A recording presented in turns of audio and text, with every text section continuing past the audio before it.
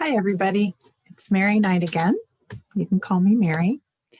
And I am back to talk more about empathy, to talk about feelings, to read a story, kind of more like look at a story, because it's all about the pictures in it that are really cool, and to do some more writing with you. So, one of the things that I want to share a little bit about my life as a writer, as an author of children's books, because that's something that I love to do and I love to share. And one of the aspects of being a children's writer and having written a children's book called Saving Wonder that I showed you yesterday is that I get to go and visit schools like all over, mostly the Midwest, but in other parts of the country too. And sometimes I do Zoom Zoom presentations with schools like in Vermont and Colorado and that kind of thing. So it's a lot of fun. I get to meet a lot of really cool people and a lot of people your age and a little older. And one of the wonderful things about going to visit these schools is that I get to talk to people about my book and to hear from them their thoughts about my stories. Sometimes they see things in my stories that I don't even see, and they help me see them. And I think, oh, you're right, that's really there. And so, anyway, they help me to understand my story more, and also writing. They make me a better writer by the things that they point out in my books. But one of the really great things about visiting schools is that they always make me feel so welcome.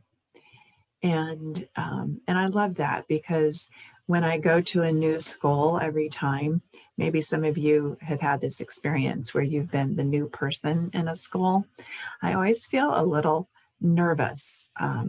Will they like me? Will they,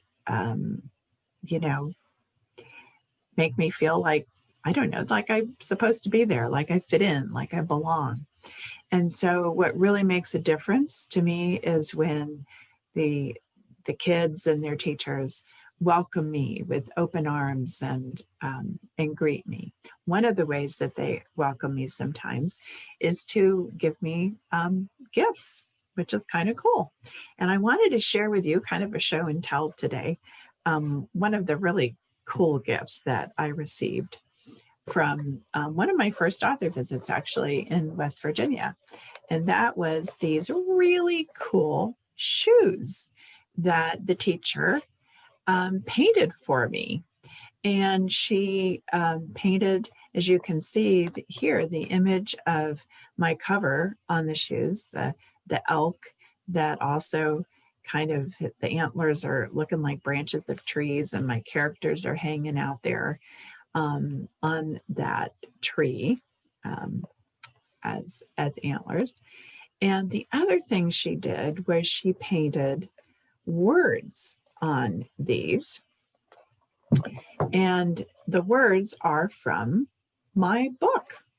So here's one of my favorite words that is in my book. That's niggle.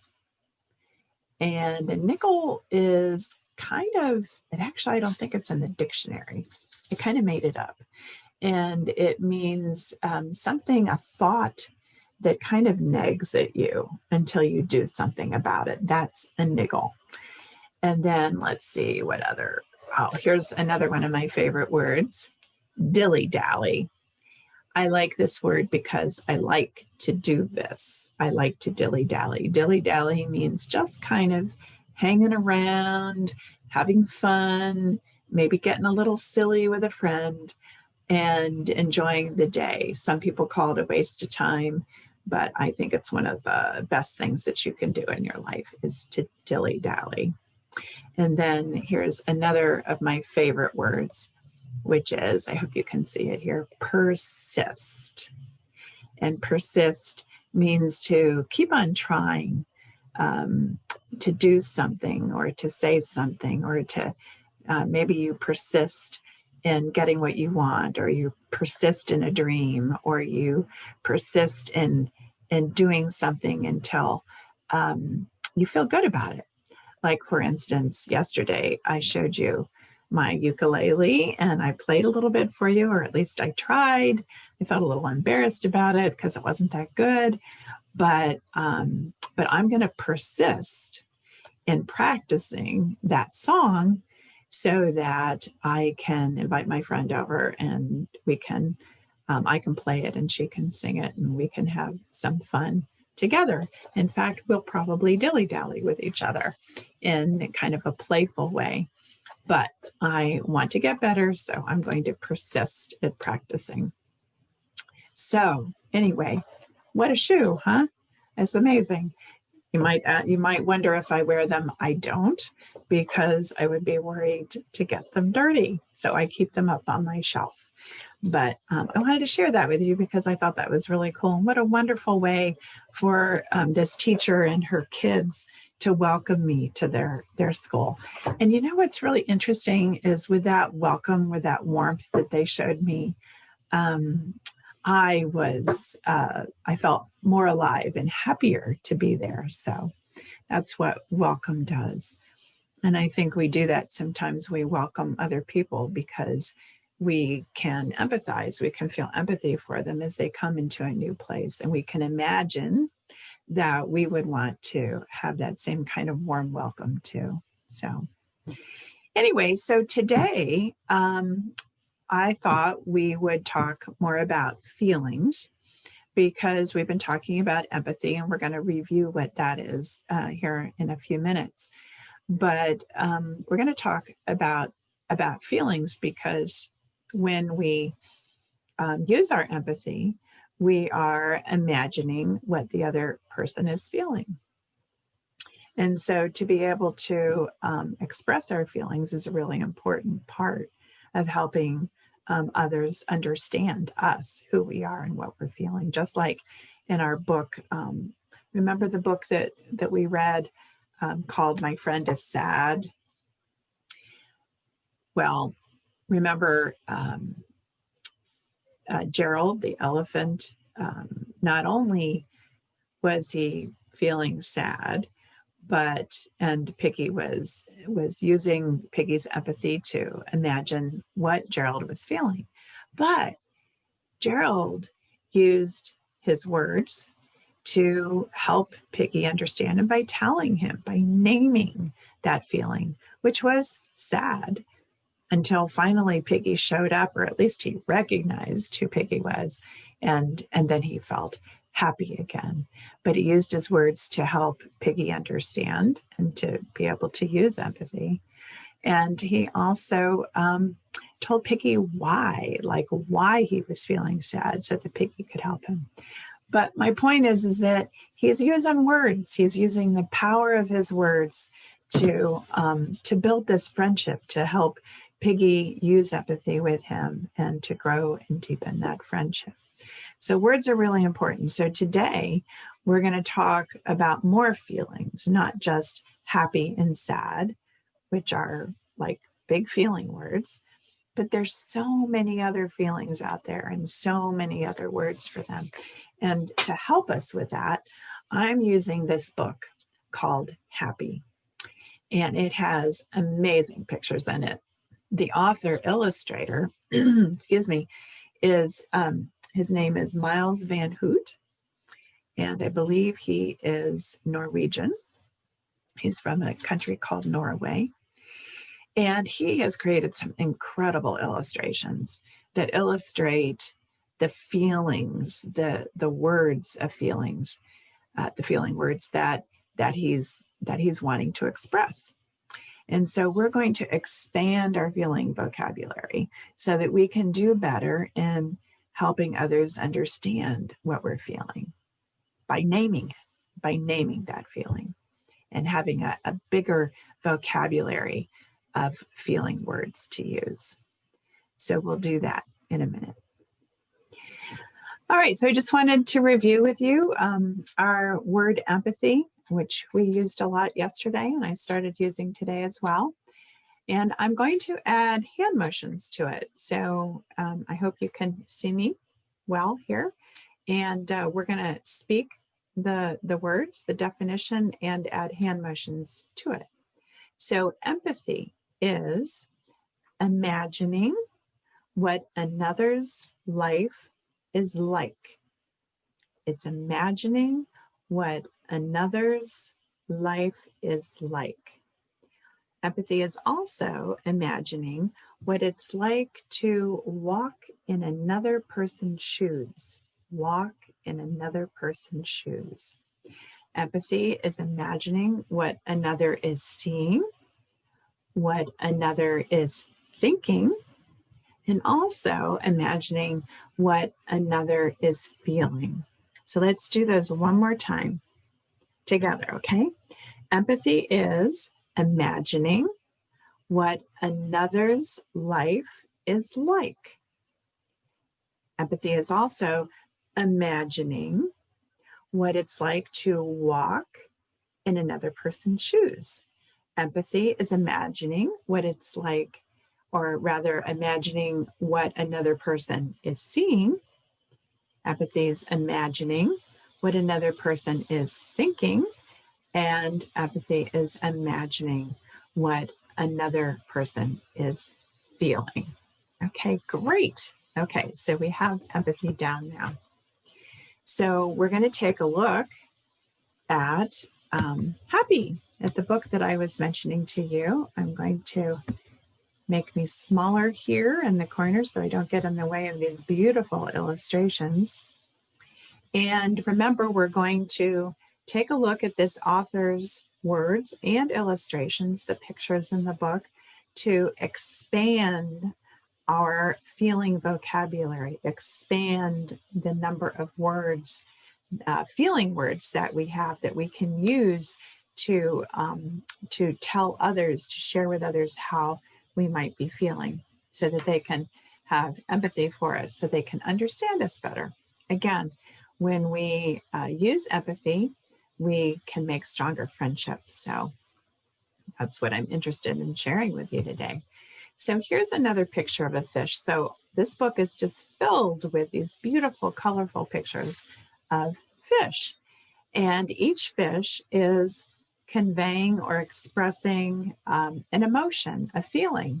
And so I thought it might be kind of fun to look at these pictures and to guess what that fish is feeling, or at least what the writer, the author of the book, thinks that that this fish character is feeling.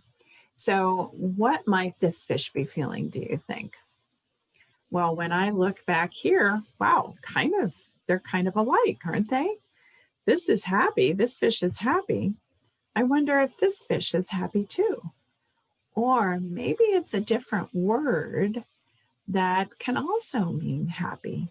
Might be a little bit different though. So this word is, and it's a little hard to see, but this word is glad. This fish is feeling glad. So glad's a lot like happy, isn't it? It has a different tone perhaps to it than happy. Happy is kind of really maybe a bigger feeling than glad, but glad is like an inner feeling inner happiness. At least that's how I see it. But another word for happy. So what about this fish? Well, I think you could say this fish is happy too, maybe even glad, but here's another word for expressing this kind of feeling, and that is content. What a wonderful word this is. When we're feeling content, we're feeling happy about something, but it's kind of a quiet sense of just feeling comfortable in this happy, glad place. We're content here. So these are great words, happy, content, and glad, that are all similar, but have slightly different meanings to them. Okay, here's another one. Again, what might you say this fish looks like? I'd say the fish looks happy. I could even say the fish looks glad or content. But here's yet another word, loving. So this fish, according to the artist and writer, is feeling loving. And so again, when we're feeling loving, my guess is we're also feeling happy, right? We might also be feeling content. These different kinds of feelings are all kind of mixed in together. But it's another word that we can use for what we're feeling. And also, incidentally, when we write, we can use these words to describe how we're feeling or how our character is feeling to help the reader empathize with us or our characters. Here's yet another happy looking fish. And yet this word is proud. This fish is proud. Again, proud is probably a happy feeling. It has happy in it, but proud means to be happy with something that we've done, or maybe just happy, proud to be who we are, or proud of something, proud of maybe a piece of art that we've done, or proud of a story that we've written, that kind of thing. So a wonderful feeling, and a wonderful feeling word that we can now use in our feeling vocabulary to express ourselves and also express in our writing. Here's yet another one, another word that's kind of like happy, and it's delighted. This has a different feeling to it. I think of delighted as something that when I see something, it delights me. Like I feel delighted in maybe its beauty, or I'm delighted by how fun something is. It's got the word light in it right here. L-I-G-H-T, delighted. And it reminds me of that feeling of having sort of this inner light just kind of sparking on at an experience that I'm having. So what a wonderful word to express a feeling. I am delighted. Let's take a look at that fish again. Delighted. This artist is also, look at all this light inside of this fish. This fish is delighted. Okay, so those are all words that kind of are all mixed in with a sense of happy, of different levels of happiness, different tonal qualities to it. So let's take a look at some other feeling words. And I want you to try to guess what you think the artist is trying to convey as far as a feeling. So what feeling do you think this fish is having or expressing? You can take a few minutes to maybe share that with others in the room or on the video, whichever you're doing, or just think about it for yourself. What's the possibility here? What is this fish feeling? Are you ready? Let's see. Afraid. Okay, I get it. Oh yeah, big wide eyes, mouth is really like open, and there's definitely a sense of being afraid. Have you ever felt afraid about something? I'm pretty sure you have, because I sure have been afraid of things in my life. Oh, what about this fish? I don't think this fish is afraid. What feeling do you think this fish is having? What feeling word would be a good one to express this feeling? Angry. I bet some of you figured that out. Let's look back. Yep, definitely angry. And again, we're using our empathy actually to look at this picture and imagine what that fish is feeling. And I'm looking at its eyes. I'm looking at its mouth and its teeth sticking out. It's kind of got this kind of grim, kind of tight sense to its mouth. And the artist is kind of using some colors too that probably are helping with that feeling as well. But I'm imagining what that fish is feeling. So I'm using empathy to imagine that he's feeling angry. Okay, here's another one, very different. Wonder what this fish is feeling. It's got its eyes wide open and it seems to be studying something. Can you use your empathy to imagine what that fish is feeling? Let's see. Curious. I love this word. This word is one of my favorite words. The artist writer is trying to express the feeling of curious, being curious about something. Do you guys, have you ever heard of that word? I hope so. Curious means to wonder about something. To be curious about it is to wonder what it's like, or to wonder what it is even, or to wonder how it's made. I'm curious about how this fish is feeling. I'm curious about how that car is made, how that car does the thing that it does. And so I'm kind of looking into it. I'm curious. A wonderful feeling to have. And here's another fish. I might even think that this fish looks content, perhaps. I wonder what you can imagine this fish is feeling. Got some ideas? Let's see. Oh, shy. This fish is feeling, I think, a little shy. He's not unhappy about it exactly, but he's not sure either. Like maybe what he's supposed to do, so he's feeling a little shy. Have you ever felt shy?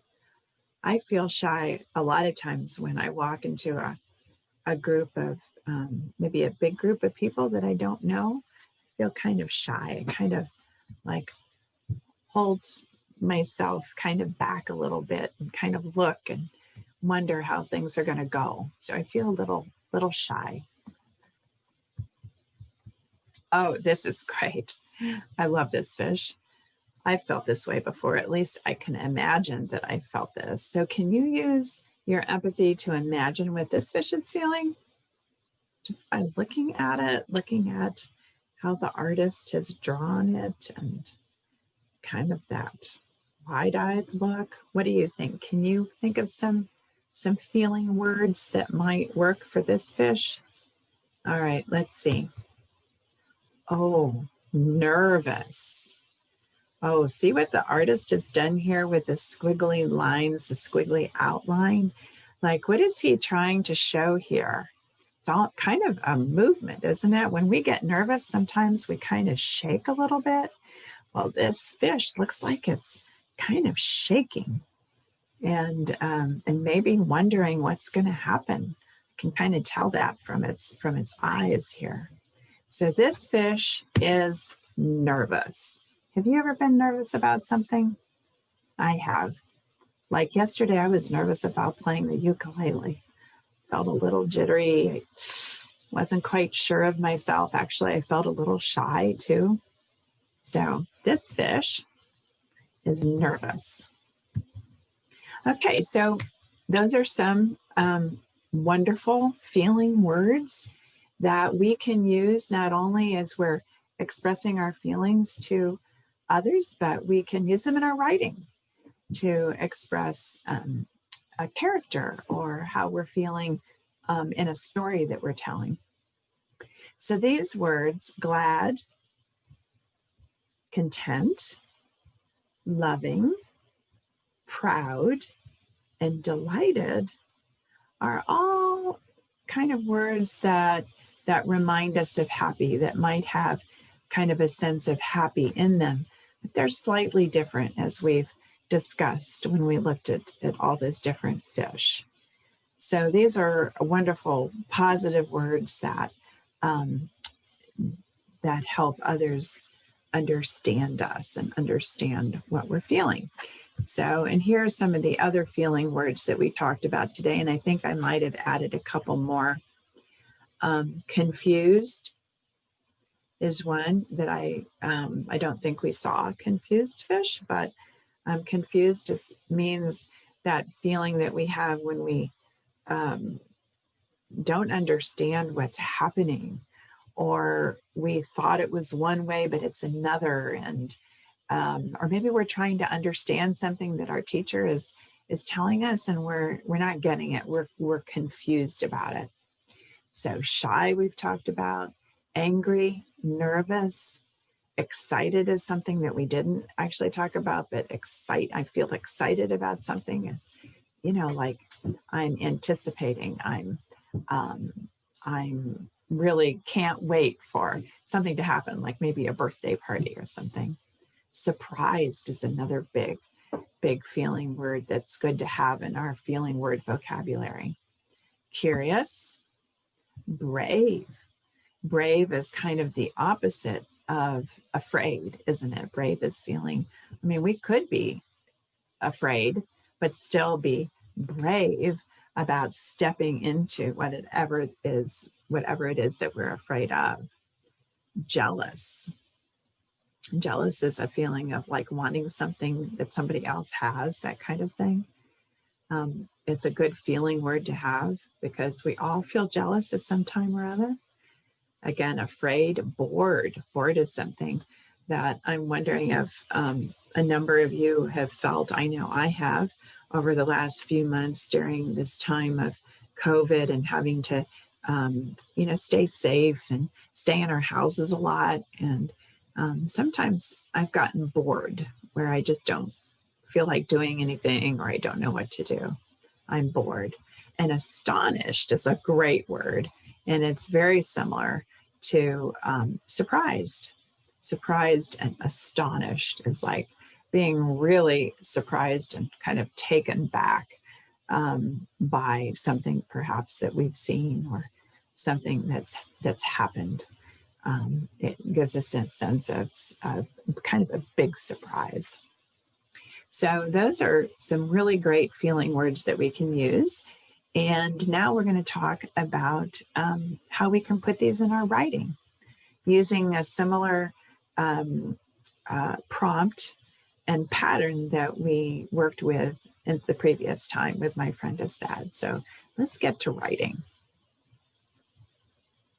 So this is the invitation to write that I'm offering you today. It's similar to the one that we did the last time.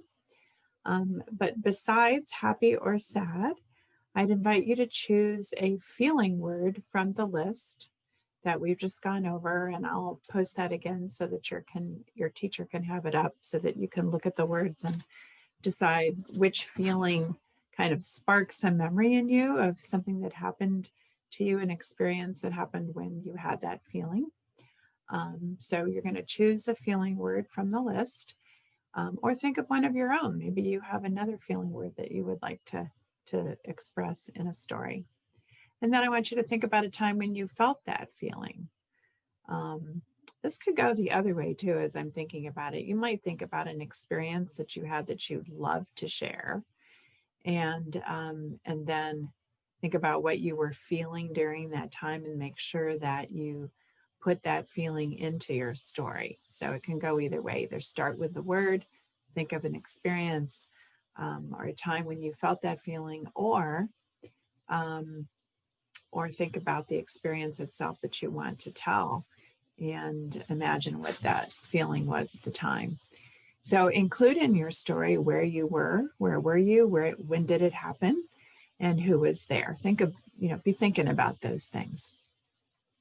So, and then draw a picture of that feeling and the experience, and then write a story about it. Very similar to what we did the last time. So here are a couple of examples. These are from first graders, so I know that you can do, you guys can probably do better than this, maybe expand your story a little bit more, tell more about what happened, who was there, what you were feeling. But this is a good start. It's a great picture. One day I felt surprised because I made a new friend. That's a story. Something happened. It happened at a certain time. And there was a feeling involved, a feeling of surprise.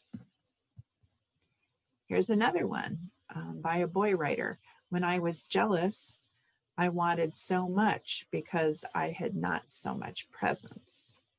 So this is about a feeling of jealousy, a time an experience that he had that he's telling a story about, where apparently somebody else, my guess is maybe a brother, got way more presents.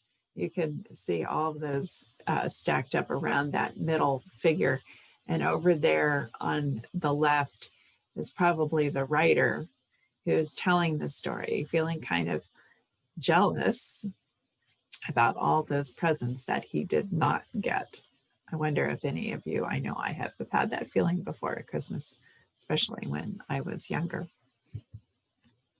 And then this writer named Tracy tells a wonderful story. In fact, the story is in the picture as well as in the words. My grandpa caught a shark. I felt excited. That could also, instead of excited, he might have said, I felt surprised or I felt astonished, to use some of those feeling words that we talked about today. The other thing about this writer, and again, this is a young writer, probably in first grade. So if you were writing this story, you might want to add some details, such as what it was like in the boat. Was the boat rocking? What kind of a day was it? Was it cold? Was it a late afternoon? Looks like there was another person with them. There were 3 people on that boat. I'm curious about who else was there and what that was like fishing. Were the fish really biting and they were pulling them into the boat, and all of a sudden Grandpa caught a shark? And did he bring it in or did he cut it loose? These are things that I'd be curious about and that might be included in a story if you wrote it as an older writer. So I just wanted to share with you something that I wrote just now about an experience that I had when I was in 3rd grade. And this is going to give you some examples of some more feeling words, and also how you might stretch your stories out a little bit beyond, for instance, what you wrote the other day. Excuse me. So here's my story. When I was in 3rd grade, my class put on a play called Jack and the Magic Beanstalk. So here we have how old I was, who was there, my class, what happened. I played the front end of Jack's cow. I wore a cow costume along with another girl who played the back end of the cow, and we were supposed to do a little dance together. I felt really nervous before the play started. Just as we began the dance, the string holding my cow head snapped and my cow head fell off. It rolled across the stage. I felt so embarrassed. I might have even added there that my face got really red. It felt really hot. Everyone was laughing. But then Jack put my cow head back on and I bowed to the audience. Everyone applauded and I felt happy and proud. So there are 3 different feeling words there: nervous, embarrassed, actually 4 of them, happy and proud. So I invite you that when you think of your story and the feelings that you have, to stretch yourself a little bit and tell more than just a few sentences, to really tell that story. I hope you have fun.